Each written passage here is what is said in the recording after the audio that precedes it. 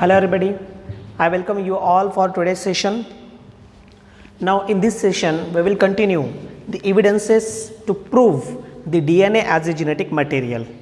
In last lecture we seen the first evidence, that is Griffith experiment.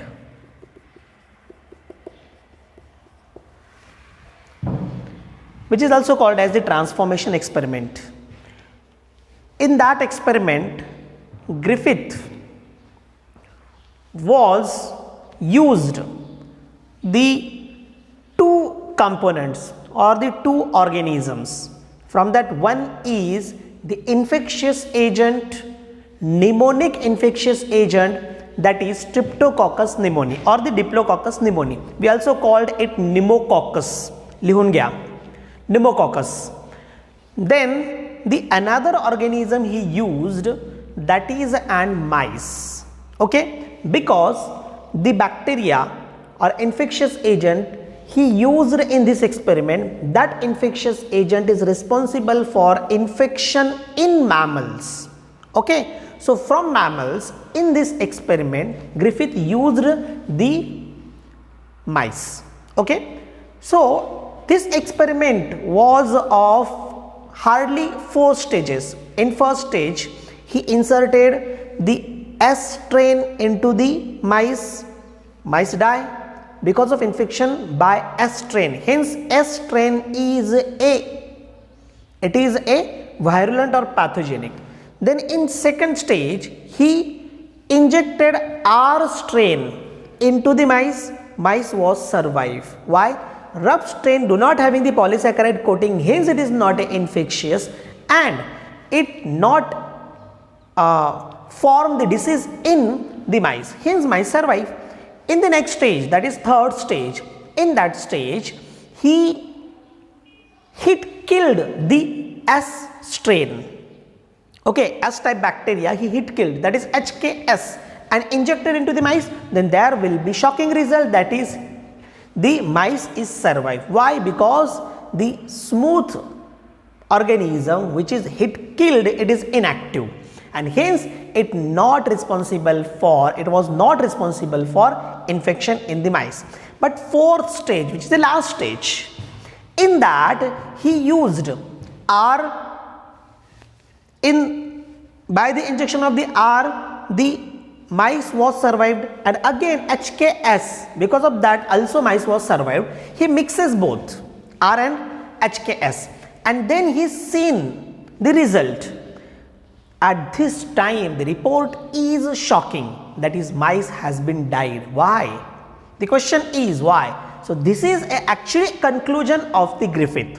There is something is present in the HKS which is responsible for transformation of the non-virulent R into the virulent or pathogenic S, and that pathogenic S was responsible for the infection in the mice and mice has been died.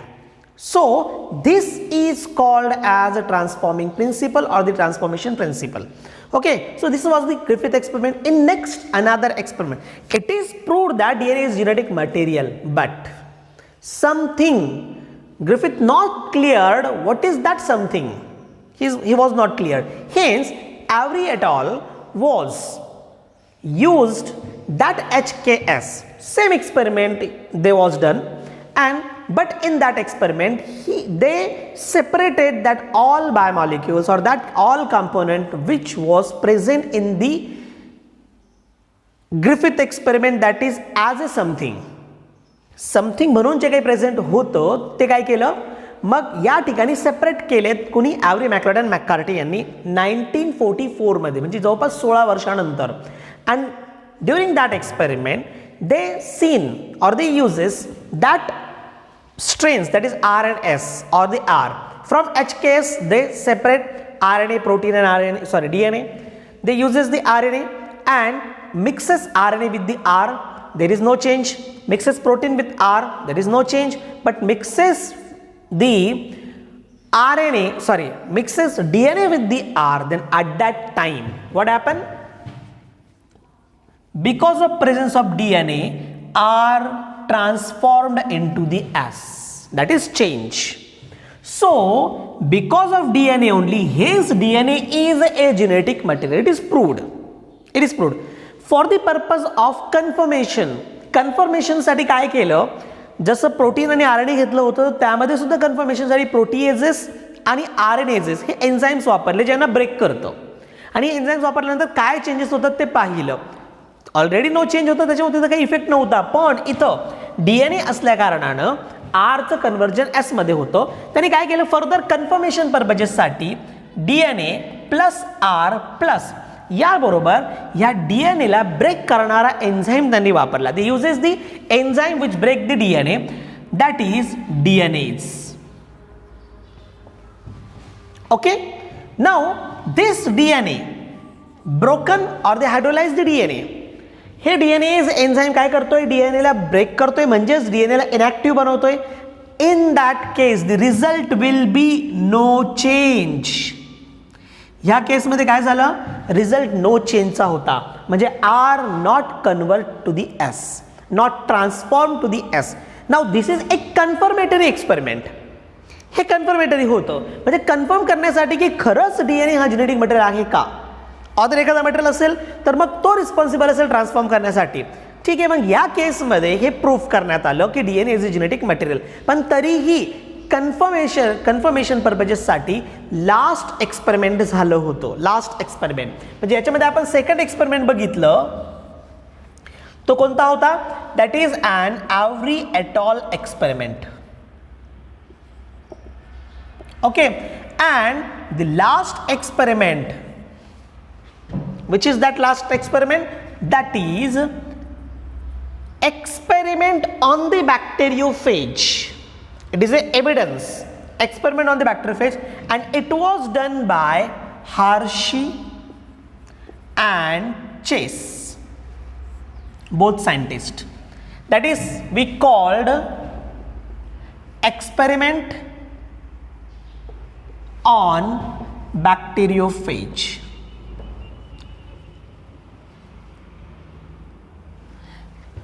पहिल्या दोन एक्सपेरिमेंटमध्ये as it is material वापरलं गेलं होतं. पहिले जे दोन experiment होते त्यामध्ये ॲज इट इज मटेरियल म्हणजे तोच बॅक्टेरिया त्यामध्ये काय केला गेला, वापरला गेला. ठीक आहे, परंतु हार्शे आणि चेसनं चेंज केला, बदल केला. काय बदल केला हार्शे आणि चेसनं, तर हार्शे आणि चेसनं तिथे बॅक्टेरियाचा वापर न करता इथे व्हायरसचा वापर केला. इथे काय केला, व्हायरसचा वापर. हार्शे आणि चेस यांनी केलेला हा एक्सपेरिमेंट 8 वर्षानंतर आहे, इन 1952. 1952 मध्ये झालेला हा एक्सपेरिमेंट. या एक्सपेरिमेंटमध्ये काय केलं, त्याने बॅक्टेरियोफेज वापरला. पण आता बॅक्टेरियोफेज कोणता, मग रिक्वायरमेंट ऑर द मटेरियल. आपण जसं बघितलं होतं पहिल्या दोन एक्सपेरिमेंटमध्ये मटेरियल जो होता किंवा यूज केला गेलेला होता तर ते ऑर्गॅनिझम्स होते. एक बॅक्टेरिया होता जो निमोनिया फॉर्म करणारा बॅक्टेरिया होता आणि दुसरा ॲनिमल होता, दॅट इज अन माईस. पण आता या ठिकाणी जे रिक्वायरमेंट्स आहेत तर यांनी काय वापरलं, तर यांनी वापरत असताना बॅक्टेरियोफेज वापरला. हा बॅक्टेरियोफेज T2 बॅक्टेरियोफेज आहे. It is an T2 bacteriophage. ठीक आहे, काही बुकमध्ये लॅम्बडा बॅक्टेरियोफेज म्हटलंय, काही बुकमध्ये T4 बॅक्टेरियोफेज म्हटलंय. ठीक आहे, पण मी या ठिकाणी T2 म्हटलेलं आहे. कोणतेही असू द्या बॅक्टेरियोफेज वरती एक्सपेरिमेंट आहे. ठीक आहे, पण कन्फर्म जे आहे तो आहे T2. ओके, तर हा जो बॅक्टेरियोफेज आहे जो इथे वापरला त्यांनी, तर हा बॅक्टेरियोफेज याच्यामध्ये काय स्पेसिफिकेशन्स आहेत ऑलरेडी तुम्ही स्टडी केलेला आहे बॅक्टेरियोफेजला, तरी मी या ठिकाणी क्लिअर करतो. कोणताही बॅक्टेरियोफेज घ्या किंवा हा T2 बॅक्टेरियोफेज घ्या, दोनच मटेरियल याच्यामध्ये प्रेझेंट आहे. एक तर त्या व्हायरसची बॉडी, ठीक आहे, ही झाली त्याची बॉडी. मग ही बॉडी जी आहे त्याला आपण म्हणतो capsid which is formed by the protein. म्हणजे एक हा मटेरियल झाला दॅट इज प्रोटीन. ठीक आहे ना, ध्यानात ठेवा. आणि एक मटेरियल जो आतमध्ये प्रेझेंट आहे that is and it's genetic material that is DNA. बॅक्टेरियोफेजच का हा प्रश्न निर्माण होतो. बरोबर ना. हा प्रश्न निर्माण होतोच, बॅक्टेरियोफेजेस का वापरला. बॅक्टेरियोफेजेस वापरण्यामागचं कारण मी तुम्हाला लास्ट लेक्चरमध्ये सांगितलं होतं की viruses when infect to the another cell or the organism, during that time they only transfer their genetic material. ते फक्त त्यांचं जेनेटिक मटेरियल ट्रान्सफर करतात, अदर त्यांच्या बॉडीचं मटेरियल ट्रान्सफर करत नाही, ॲज ए घोस्ट पर्पज बाहेर राहतात. ठीक आहे, म्हणजे फक्त कॅरियर म्हणून काम करतात जेनेटिक मटेरियलचं. जे जेनेटिक मटेरियल बॅक्टेरियामध्ये चाललं जाणार आहे किंवा ऑर्गॅनिझममध्ये चाललं जाणार आहे, तो जेनेटिक मटेरियल आतमध्ये गेल्यानंतर काय करतो, मल्टिप्लिकेशन करतो, त्यांची क्वांटिटी वाढवतो आणि क्वांटिटी वाढून मग त्यांचं कन्व्हर्जन काय होतं, नवीन व्हायरसेसमध्ये होतं. कंप्लीट लाईफ सायकल तुम्हाला आठवत असेल, आपण बायोलॉजिकल क्लासिफिकेशन ह्या चॅप्टरमध्ये बघितलेलं आहे. ठीक आहे, नसन आठवत तर परत जा त्या चॅप्टरकडे आणि तिथे जाऊन तुम्ही परत काय करा, पाहून घ्या.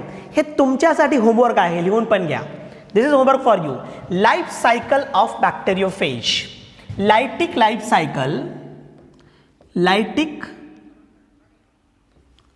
Life cycle of bacteriophage. हा क्वेश्चन तुमच्यासाठी आहे. हे जे लायटिक लाईफ सायकल आहे बॅक्टेरियोफेजची, ही तुम्ही फाइंड आउट करायची आणि लिहायची आहे. ठीक आहे, एका पेजवरती लिहा, मला व्हॉट्सअपवरती पाठवून द्या. समजते, ध्यानात ठेवा, लिहून घ्या वाटलंच तर. काय आहे lytic life cycle of the bacteriophage. Lecture आज अपलोड होतंय 24 तासानंतर, 24 आवर्स नंतर. तुम्ही काय करणं आहे, मला हे पाठवणं आहे, म्हणजे 24 आवर्सच्या मध्ये, त्याच्यामध्येच मला काय करायचं, तुम्हाला हे पाठवायचं आहे. ठीक आहे, समजतंय. मग लायटिक लाईफ सायकल ऑफ द बॅक्टेरियोफेज, याला परत रेप्लिकेशन ऑफ बॅक्टेरियोफेज पण म्हटलं जातं, म्हणजे तुम्हाला सापडण्यासाठी सोपं होईल. एक तर लाईफ सायकल ऑफ बॅक्टेरियोफेज किंवा मल्टिप्लिकेशन ऑफ द बॅक्टेरियोफेज किंवा रेप्लिकेशन ऑफ द बॅक्टेरियोफेज, हे 3 नावं आहेत वेगवेगळी. ठीक आहे, लायटिक लाईफ सायकल म्हणजे त्याची पहिली स्टेप लायसोजेनिक असते आणि सेकंड स्टेज लायटिक असते. म्हणजे या पद्धतीने तुम्ही दोन्हीही त्याच्यामध्ये द्यायची आहे. ठीक आहे, चला आता आपण इथे येऊ. मग हा जो T2 बॅक्टेरियोफेज आहे किंवा कोणत्याही प्रकारचं बॅक्टेरियोफेज आहे, हे ॲज ए व्हायरस आहे. इन्फेक्शनच्या वेळेस फक्त जेनेटिक मटेरियल ट्रान्सफर करतं आणि हेच आपल्याला पाहायचं आहे. त्यातून हे फाइंड आउट करायचं आहे की which is the genetic material. ठीक आहे, मग हा जो बॅक्टेरियोफेज आहे, हा बॅक्टेरियोफेज काय करतो, एका स्पेसिफिक ऑर्गॅनिझमवरती इन्फेक्ट करतो. मग ज्याच्यावरती इन्फेक्ट करतो तेच इथे रिक्वायरमेंटमध्ये घेतलं, म्हणजे ते कोणतं, that is an E coli. Bacteriophages infect the E coli, that is Escherichia coli bacteria. ठीक आहे, मी परत इथे पण होतो. इथे बॅक्टेरियोफेजेस का निवडलं यामागचं कारण मी तुम्हाला सांगत होतो. व्हायरस आहे. सेकंड थिंग, आता व्हायरसेसमध्ये अदर पण व्हायरसेस होते, बॅक्टेरियोफेजेस का, कारण बॅक्टेरियोफेजमध्ये 2च मटेरियल आहे. अच्छा, अदर व्हायरसेसमध्ये सुद्धा 2च मटेरियल आहे नाही. काही व्हायरसेसमध्ये पॉलिसॅकॅराइड पण भेटतं, काही व्हायरसेसमध्ये तुम्हाला that is there is presence of the lipids, lipidic molecule म्हणजे ग्लायकोप्रोटीन्स सुद्धा प्रेझेंट असतात. हे सरळ आहे, प्रोटीन्स आणि DNA ही या पद्धतीने आहेत ते. मग हे फक्त 2च कंपोनंट आहे. आणि सर्वात महत्त्वाचं आणि शेवटचं कारण यामागचं ते म्हणजे याचं जेनेटिक मटेरियल DNA आहे. आपल्याला काय शोधायचं आहे, इथे आपण दिलंय DNA as a genetic material, हे आपल्याला शोधायचं आहे. आणि याचं जेनेटिक मटेरियल काय आहे, तो DNAच आहे. आणि म्हणूनच आपण किंवा हार्शी आणि चेसनं बॅक्टेरियोफेजचा वापर केलेला आहे. Is it clear. आता हा बॅक्टेरियोफेज इन्फेक्ट कोणाला करतो, तर ई कोलायला. तर इथे ई कोलाय वापरला. याबरोबर कसं तुम्ही फाइंड आउट करणार की DNAच गेला आतमध्ये की प्रोटीन आतमध्ये गेला, how will you find out. हे इतकं छोटं असतं, हे इतकं बारीक मायक्रो असतं की ते तुम्ही डोळ्यानं पाहू शकत नाही किंवा तुमच्या मायक्रोस्कोपमध्ये पण पाहू शकत नाही. It is not possible. मग काय करणार, ह्या केसमध्ये या ठिकाणी रेडिओ आयसोटोप्सचा वापर केला गेला, ज्याच्या सहाय्याने हे काय केलं जाईल, आयडेंटिफाय करता येईल की नेमकं काय आतमध्ये गेलेलं आहे. मग रेडिओ आयसोटोप वापरत असताना सुद्धा त्यांनी खूप मोठी केअर घेतली. ती कोणती, जे कंपोनंट त्या स्पेसिफिक बायोमॉलिक्यूलमध्ये प्रेझेंट असेल तोच कंपोनंट त्यांनी इथे वापरला. कसं, मग आता इथं दे युजेस द आयसोटोप्स. आयसोटोप्स हे रेडिओ आयसोटोप्स असतात. म्हणजे लाईट जेव्हा त्यांच्यावरती टाकली जाईल तर दे विल बी रिप्रेझेंट. ते काय होतं, रिप्रेझेंट होतात, चमकतात, ल्युमिनेसन्स दाखवतात. ठीक आहे, तर मग हे रेडिओ आयसोटोप्स येते, रेडिओ ॲक्टिव्हिटी दाखवतात. सिम्पली तुम्हाला सांगायचं असेल तर they shows the radioactivity. केमिस्ट्रीमध्ये तुम्ही स्टडी केलेला आहात. मग हे जे रेडिओ आयसोटोप्स आहेत या ठिकाणी वापरत असताना DNA साठी एक रेडिओ आयसोटोप वापरला आणि प्रोटीनसाठी एक रेडिओ आयसोटोप इथे वापरला आहे. DNA साठी एक आणि प्रोटीनसाठी एक, दोनच कंपोनंट आहे ना, म्हणून दोघांसाठी. आधीच्या एक्सपेरिमेंटमध्ये तिन्ही सेपरेट केले, RNA DNA प्रोटीन. आता इथे तर काय तीन तीन नाही आहे, ते दोनच आहे. मग हे दोन, मग तुम्हाला DNA आयडेंटिफाय करायचं आहे आणि प्रोटीन पण सेपरेटली आयडेंटिफाय करायचे आहेत. कोण कुठे गेला, आतमध्ये जात असेल तर जेनेटिक मटेरियल, म्हणजे जेव्हा बॅक्टेरियाला इन्फेक्ट करत असेल तर बॅक्टेरिया रेडिओ दाखवत असेल, तर समजून जायचं ते काय आहे, जेनेटिक मटेरियल आहे. आणि जो मटेरियल आतमध्ये जाऊन रेडिओ ॲक्टिव्हिटीसाठी रिस्पॉन्सिबल आहे तो मटेरियल जेनेटिक मटेरियल असेल. त्यांना ठेवा, मी काय स्टेटमेंट तुम्हाला या ठिकाणी बोलतो, हे स्टेटमेंट महत्त्वाचे आहेत प्रत्येक गोष्ट. जो कोणी त्या बॅक्टेरियाच्या आतमध्ये जाणार आहे, वेदर इट इज DNA और प्रोटीन, दोघांपैकी कोणतेही असेल, जो कोणी त्या बॅक्टेरियाच्या आतमध्ये जाणार आहे, it shows the radio activity. That compound will be shows the radio activity. If enters DNA, then DNA is radioactive, then DNA is genetic material. If protein enters, then protein will be shows the radioactivity, that is bacteria shows the radioactivity, and then what? Protein is a genetic material. कोण जातं हे पाहायचे. मग यासाठी DNA मध्ये phosphate असतो, you know that. मग phosphate असल्या कारणानं त्या बेसिसवरतीच सल्फर DNA मध्ये नाही आहे, आपण ऑलरेडी स्ट्रक्चर बघितलेलं आहे, सल्फर नाही आहे प्रेझेंट, मग फॉस्फेट प्रेझेंट आहे. मग P32 हा रेडिओ आयसोटोप वापरला आहे. मीडियममध्ये, कल्चर मीडियममध्ये जो P32 साठी असलेला जो कंपाऊंड असेल तो वापरला, दॅट इज PO4, जो 32 असेल. ध्यानात राहील, यावरती नीटमध्ये प्रश्न विचारलेला आहे, इम्पॉर्टंट आहे की कोणता आयसोटोप वापरला आहे. प्रोटीनमध्ये सल्फर असतं, फॉस्फेट नसतं. जसं DNA मध्ये फॉस्फेट असतं, सल्फर नसतं, तसंच प्रोटीनमध्ये सल्फर असतं, फॉस्फेट नसतं. मग सल्फर म्हणून S35 हा रेडिओ आयसोटोप वापरला आहे. कोणता? प्रोटीनसाठी S35 हा रेडिओ आयसोटोप वापरला. म्हणजे हा रेडिओ आयसोटोप बरोबर त्याच कंपाऊंडला जाऊन लागेल. म्हणजे मी जर याला कुठेतरी मल्टिप्लाय करतोय किंवा एखाद्या कल्चर मीडियममध्ये टाकून त्याचं रिप्रोडक्शन करतोय, ठीक आहे ना. मग कल्चर मीडियममध्ये मी हे दोन्ही टाकून दिलेत ना, दोन्ही कंपोनंट जर मी ॲट अ टाइम टाकून दिले तर काय होईल, तर P हा DNA ला जाऊन कनेक्ट होईल आणि S हा प्रोटीनला जाऊन कनेक्ट होईल. ध्यानात ठेवा, समजतंय. P हा काय होईल, DNA ला जाऊन कनेक्ट होईल आणि S हा प्रोटीनला जाऊन कनेक्ट होईल, ज्याच्यामुळे DNA हा रेडिओ होईल P मुळे आणि प्रोटीन हा रेडिओ होईल S मुळे.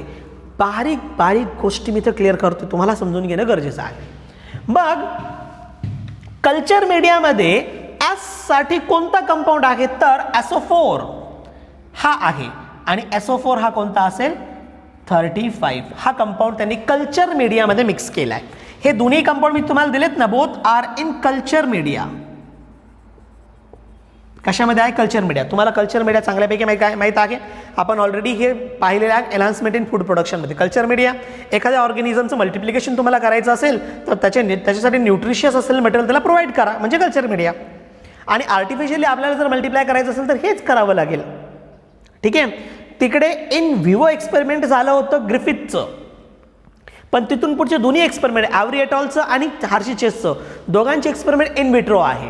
त्यांना ठेवा, इन विट्रो आहे म्हणजे इन लॅब आहे. तर हे आपण इथपर्यंत याचं रिक्वायरमेंट बघितलेलं आहे, काय काय वापरलंय हार्शीचेसनं, काय काय वापरलं. आता ॲक्च्युअल एक्सपेरिमेंट, मग एक्सपेरिमेंटमध्ये काय केलं, एक्सपेरिमेंट हे 3 स्टेजेसमधून त्यानं पूर्ण केलं. हार्शी आणि चेसनं काय केलंय, एक्सपेरिमेंट 3 स्टेजेसमधून पूर्ण केलंय. मग ते 3 स्टेजेस कोणत्या आहेत, त्यामध्ये एक स्टेज आहे दॅट इज इन्फेक्शन. एक स्टेज काय आहे, इन्फेक्शन. आता इन्फेक्शन म्हणजे काय करायचं आहे, इथे बॅक्टेरियोफेज आणि ई कोलाय या दोघांमध्ये इन्फेक्शन घडून आणलं, दॅट इज इन्फेक्शन. सेकंड म्हणजे हे दोघांना एकत्र टाकून दिलं, एका कल्चर मीडियामध्ये दोघांनाही एकत्र काय केलं, टाकून दिलं. कोणाला, बॅक्टेरियोफेजला आणि कोणाला, बॅक्टेरियाला, ठीक आहे. याच्यासाठी आयडेंटिफाय करण्यासाठी त्याच्या आतमध्ये आयसोटोप पण ॲड केलेत. मग आता तुम्हाला माहित आहे आयसोटोप ॲड केल्यानंतर कोण कोणाला जाऊन कनेक्ट होणार आहे. मग पी असेल तर कोणाला, हां DNA ला, आणि एस असेल तर कोणाला, प्रोटीनला. ठीक आहे, clear. Infection. Second step blending. यासाठी ब्लेंडर वापरला. काय वापरला, ब्लेंडर. सगळ्यांना मिक्स करायचंय ना, सगळ्यांना मिक्स करायचंय, पण व्हायरसला बॅक्टेरियापासून सेपरेट पण करायचंय. ब्रेकडाऊन. कोणाला, ह्या दोघांना सेपरेट आउट करायचं आहे. मग हे कुठे होईल, ब्लेंडिंग मध्ये.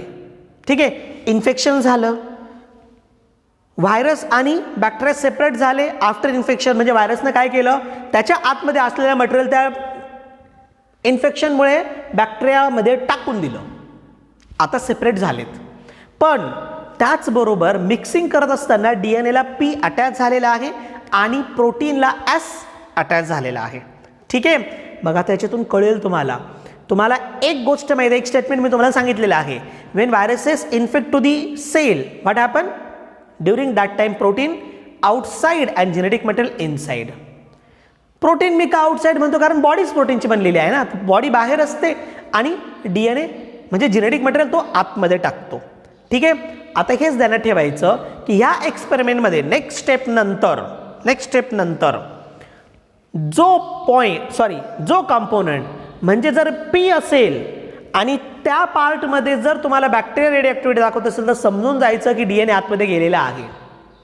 ठीक आहे, आणि S चा पार्ट असेल तिथे जर बॅक्टेरिया रेडिओ न दाखवता सुपरनॅटन म्हणजे सेपरेट झालेला पार्ट, बाहेर असलेला पार्ट जर तुम्हाला रेडिओ दाखवत असेल तर समजून जायचं की प्रोटीन बाहेर गेलेत, आतमध्ये गेले नाहीत, बाहेर राहिलेत, आतमध्ये गेले नाहीत. जो आतमध्ये गेला तो काय असेल, जेनेटिक मटेरियल असणार आहे. Third stage, centrifugation. प्रश्न विचारलाय हा AIPM प्रश्न विचारलाय 3 स्टेपचा. किती स्टेपमध्ये, कोणकोणत्या स्टेपमध्ये एक्सपेरिमेंट केलेला आहे. मग सेंट्रीफ्युगेशन केलं. मग सेंट्रीफ्युगेशनमध्ये काय केलं, सेंट्रीफ्युगेशनद्वारे सेपरेशन होतं. हे तुम्हाला बऱ्यापैकी माहिती आहे. सेंट्रीफ्युगेशनमध्ये काय केलं, फिरवलं जातं, फिरून सेपरेशनमुळे होतं काय, समजा इथे पहा, मी हे एक टेस्ट ट्यूब घेतली आणि याच्यात 2 मटेरियल आहे. तुम्ही जर सेंट्रीफ्युगेशन केलं ना,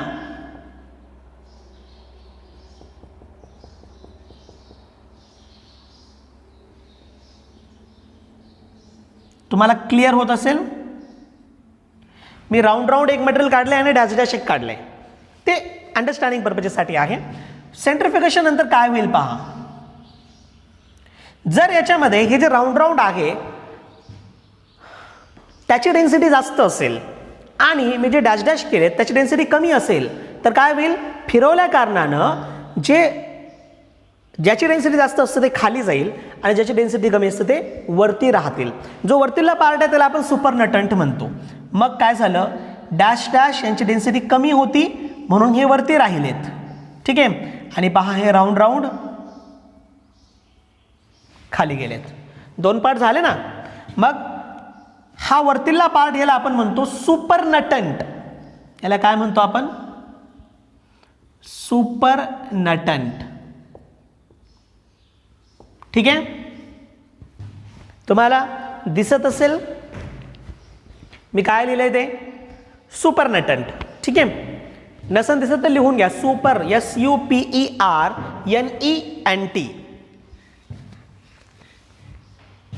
सॉरी, सुपरनटंट NETENT. सेपरेशन या पद्धतीने सेंट्रीफ्युगेशनद्वारे हे 3 स्टेजेस केलेत. मग कसं केलं पहा, इथे पहिल्या स्टेजमध्ये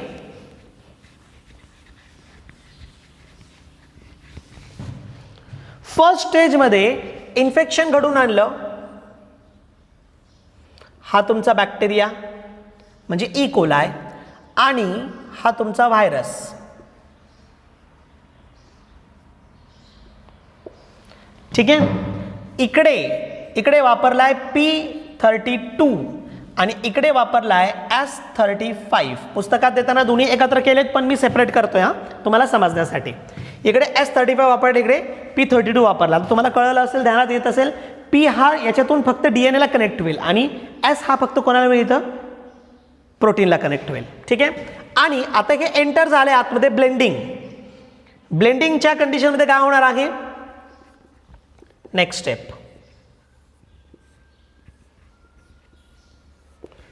हे सगळे कंपोनंट काय होतील? आतमध्ये एंटर होतील. हा याच्यामध्ये असलेला जेनेटिक मटेरियल डीएनए आणि याच्यामध्ये असलेला जेनेटिक मटेरियल दोन्ही पण आतमध्ये येतील. ठीक आहे. आणि त्याबरोबर तुम्ही ऍड केलेले तुमचे हे कंपोनंट हे दोन्ही मिक्स होतील. ब्लेंडिंगच्या वेळेस हे दोन्ही काय होणार आहे? मिक्स होणार आहे. आता ब्लेंडिंग झाले, दोन्ही मिक्स झालेत.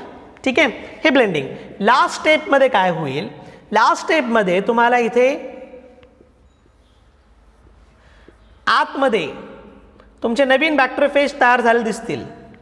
आता आपल्याला त्याच्याशी काही घेणं देणं नाही आहे. ठीक आहे, पण सुपरनटंट, आता मी या दोघांना इथं घेतो, हे दोन्ही जे आहेत ना, मग त्याचा हा पहिला पार्ट इथे घेतो आणि त्याचं, कारण आपण काय केलं इथं? कल्चर केलंय त्यांना. ठीक आहे, सेंट्रिफिकेशन झालं. सेंट्रिफिकेशन झालं तर याच्यातले बॅक्टेरिया जास्त डेन्सिटीचे असतात ना, त्या बॅक्टेरिया कुठे राहतील? खाली. हे तुमचे बॅक्टेरिया कुठे राहतील? खाली. ठीक आहे. आणि प्रोटीन, बॅक्टेरियाच्या कंपॅरिझनमध्ये प्रोटीनची डेन्सिटी कमी असते. मग प्रोटीन कुठे असतील तुमचे? वरती. म्हणजे हे झालं सुपरनटंट पार्ट. हा काय झाला तुमचा? सुपरनटंटचा पार्ट झाला. ठीक आहे. मग जिथे एस वापरलेला होता तिथे सुपरनटंट हा रेडिओ ऍक्टिव्हिटी शो करतोय. It is radio active. ठीक आहे. आणि जिथे त्यांनी P32 वापरलेला होता तिथे हे P32चं आणि हे S35चं, जिथे P32 वापरलं तिथं या ठिकाणी खालचा जो पार्ट आहे म्हणजे बॅक्टेरिया, हेअर या ठिकाणी कोण आहे? बॅक्टेरिया आहेत.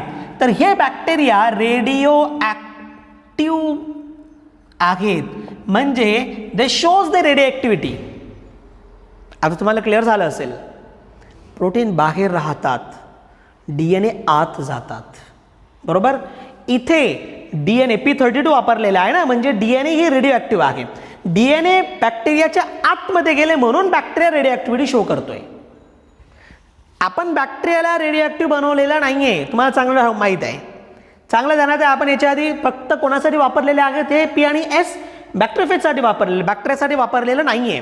पण बॅक्टेरिया तुम्हाला रेडिओ ऍक्टिव्हिटी दाखवतो, याचा अर्थ रेडिओ ऍक्टिव्ह डीएनए आतमध्ये गेलाय. क्लिअर झालं इथे? म्हणजेच डीएनए हा जेनेटिक मटेरियल आहे. पण पुढे चला सेकंड कंडिशन मध्ये. इथे सुपरनटंट रेडिओ ऍक्टिव्ह दाखवतंय, बॅक्टेरिया रेडिओ ऍक्टिव्हिटी दाखवत नाही. No radioactivity. Bacteria radioactivity दाखवत नाही. याचा अर्थ आहे तुम्ही इथे वापरला होता S, आणि S फक्त प्रोटीनला कनेक्ट झाले, डीएनएला नाही. डीएनए आतमध्ये गेलेत ना बॅक्टेरियाचे, पण डीएनए हे रेडिओ ऍक्टिव्ह नव्हतेच, म्हणून बॅक्टेरिया रेडिओ ऍक्टिव्हिटी दाखवत नाही. पण याचं सुपरनटंट, कारण बाहेर प्रोटीन आहेत आणि प्रोटीनला तुम्ही रेडिओ ऍक्टिव्ह बनवलेला आहे S35च्या सहाय्याने. आणि मग हे प्रोटीन जे आहे किंवा सुपरनटंट जो आहे तो काय करतोय? तुम्हाला रेडिओ ऍक्टिव्हिटी दाखवते. It means that protein not entered into the bacteria.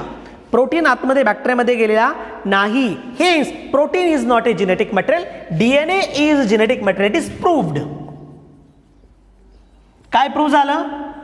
DNA enter into bacteria. ठीक आहे. Hence DNA is genetic material. ठीक आहे. सेकंड नंबरचं तुम्ही लिहा. Protein present outside, that is second experiment shows the supernatant radio protein outside, not entered into the bacteria. Hence bacteria not shows radioactivity. Hence protein is not a genetic material. Protein is not a genetic material. ठीक आहे. This is about Hershey and Chase experiment. याच्यातून हे confirm झालं आणि पूर्णपणे हे prove झालं की DNA काय आहे, हा जेनेटिक मटेरियल आहे. आता यात मला असं वाटतं की कोणत्याही प्रकारचे प्रॉब्लेम राहिलेला नसेल. जर तुम्हाला प्रॉब्लेम वाटत असेल तर लेक्चर अगेन अँड अगेन तुम्हाला पाहावं लागेल, म्हणजे त्यातले सगळे प्रॉब्लेम्स काय होतील, तुमचे क्लिअर होऊन जातील. राहणार तर नाही, पण तरी सुद्धा जर असेल तसं काही तर मग समजून येईल. एक्सपेरिमेंट महत्त्वाचं कशासाठी आहे, तर याच्यातल्या रिक्वायरमेंट पर्पजेससाठी एक्सपेरिमेंट महत्त्वाचा आहे. म्हणजे रेडिओ आयसोटोप कोणते वापरले किंवा कंपोनंट कोणकोणते वापरलेत, त्या गोष्टींसाठी हा एक्सपेरिमेंट इथे महत्त्वाचा आहे. ठीक आहे. आता यातून मी एक गोष्ट क्लिअर केली तुम्हाला की DNA हा जेनेटिक मटेरियल आहे, पण DNA जेनेटिक मटेरियल असण्यासाठी काय गरजेचं आहे. मग मी तुम्हाला लास्ट टाइम क्लिअर केलं होतं दोन गोष्टी. एक तर त्यानं कॅरेक्टर तयार करणं गरजेचं आहे, कोणतेही जेनेटिक मटेरियल असू द्या, वेदर इट इज RNA और DNA, कोणते असू द्या. एक तर काय आहे, त्यानं कॅरेक्टर तयार करणं गरजेचं आहे एक. दुसरं, second, they should have to transmit or inherit the character from one generation to next. त्यानं कॅरेक्टर एका जनरेशनमधून पुढच्या जनरेशनमध्ये ट्रान्समिट करणं गरजेचं आहे. तिसरं, थर्ड गोष्ट, हे दोन तर मी तुम्हाला सांगितलं होतं, तिसरी घ्या, third, it shows the mutation. त्यानं म्युटेशन शो करणं गरजेचं आहे. म्युटेशन म्हणजे कोणतंही कंपोनंट, म्हणजे कोणतंही एखादं असं एजंट जो म्युटेशनसाठी कारणीभूत आहे, त्यानं त्याच्यामध्ये म्युटेशन घडवून आणायला पाहिजे.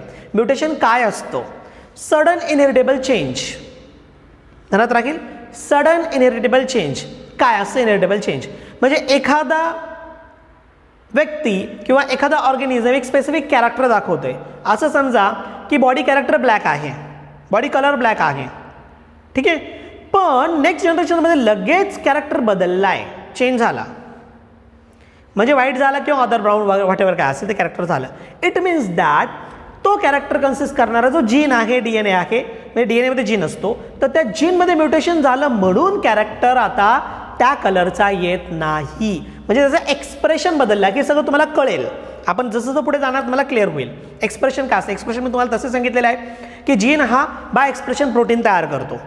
ठीक आहे, म्हणजे त्याचं एक्सप्रेशन ब्लॉक झाला आणि म्हणून तो जो पाहिजे तो प्रोटीन तयार करत नाही, जो पाहिजे तो कॅरेक्टर तयार करत नाही. मग थर्ड काय आहे, त्याच्यामध्ये म्युटेशन होणं गरजेचं आहे. आणि चौथं, तो स्टेबल असणं गरजेचं आहे. It should be stable. काय पाहिजे, इट शुड बी स्टेबल. आता DNA जेनेटिक मटेरियल आहे, कशावरून प्रूफ होतं, हे चारही गोष्टी दिसतात. मग पहिलं काय होतं, कॅरेक्टर प्रोड्यूस करायला पाहिजे, DNA having the gene and every gene after expression from the form the protein and that protein will be form the character. It means that DNA form the character. पहिलं पूर्ण झालं. दुसरं, it should inherit the character. मग DNA present in the chromosome and with the help of chromosome it transmit the character from one generation to next. तो एका जनरेशनमधून पुढच्या जनरेशनमध्ये काय करतो, कॅरेक्टर ट्रान्समिट करतो. दुसरं पण पूर्ण झालं. थर्ड, मी काय म्हणतो, म्हटलं म्युटेशन. मग DNA मध्ये म्युटेशन पण होणं गरजेचं आहे आणि म्युटेशन झालं नाही तर कॅरेक्टरिस्टिक्समध्ये बदल होणार नाही, इवन इव्हॉल्युशन पण होणार नाही. इव्हॉल्युशनसाठी म्युटेशन गरजेचं आहे, चेंजेस गरजेचे आहेत. हे तुमचे बोटं आहेत ना, हे सेपरेट झालेत, इथून पुढे स्किन वाढली नाही बिकॉज ऑफ द म्युटेशन. हे नंतर तुम्हाला क्लिअर करेल मी, पण आता फक्त एक्झाम्पल सांगतोय. म्हणजे थर्ड झालं, म्युटेशन पण करतो आणि DNA हा सर्वात स्टेबल आहे. याचं कारण DNA मध्ये युरासिल नाही तर थायमिन आहे. DNA मध्ये कोण आहे, युरासिल नाही तर कोण आहे, थायमिन आहे. थायमिन हा स्टेबल नायट्रोजनस बेस आहे. थायमिन काय आहे, हा स्टेबल नायट्रोजनस बेस. हे DNA मध्ये असतं. चारही क्रायटेरिया पूर्ण होतात. Hence DNA is a genetic material. मी शेवटचं दिलेलं भाषण, तुम्ही भाषण समजा किंवा काही म्हणा याला, हे महत्त्वाचं आहे. म्हणून DNA हा genetic material. Y RNA is not a genetic material. मग हे सगळ्या गोष्टी सापडत नाहीये, ह्या सगळ्या गोष्टी सापडत नाही. हा, मग काही व्हायरसेसमध्ये हे प्रेझेंट आहे, पण ते व्हायरसेस अनस्टेबल असतात. जसं मी तुम्हाला कोरोना व्हायरस, HIV व्हायरस सांगितलं, ते अनस्टेबल असतं. त्याचं कारण त्यांच्यामध्ये जेनेटिक मटेरियल हा RNA आहे. ठीक आहे, समजलंय तुम्हाला. या पद्धतीने DNAचं बॅकग्राऊंड इन्फॉर्मेशन आपण पूर्ण पाहिलेली आहे. आता हा DNA एक्सप्रेशनमध्ये कसा यूज होतो किंवा कॅरेक्टरिस्टिक्स फॉर्म करण्यामध्ये कशा पद्धतीने वापरला जातो हे आपल्याला आता पाहणं आहे. म्हणून आपण नेक्स्ट लेक्चरमध्ये पाहणार आहोत replication of the DNA. Replication of the DNA, multiplication of the DNA किंवा formation of exact copy of DNA. अच्छा, हा पॉईंट पण त्यामध्ये येतो 5वा, पण मायनर आहे म्हणून मी तिथे घेतलं नाही. ठीक आहे. मग DNA पासून DNA तयार होण्याची प्रक्रिया, the process we have to seen in the next lecture. ठीक आहे. तोपर्यंत तुम्हाला तुमचा हा दिलेला जो होमवर्क आहे तो पण मला क्लिअर करून पाठवायचा आहे. ठीक आहे. थँक्यू.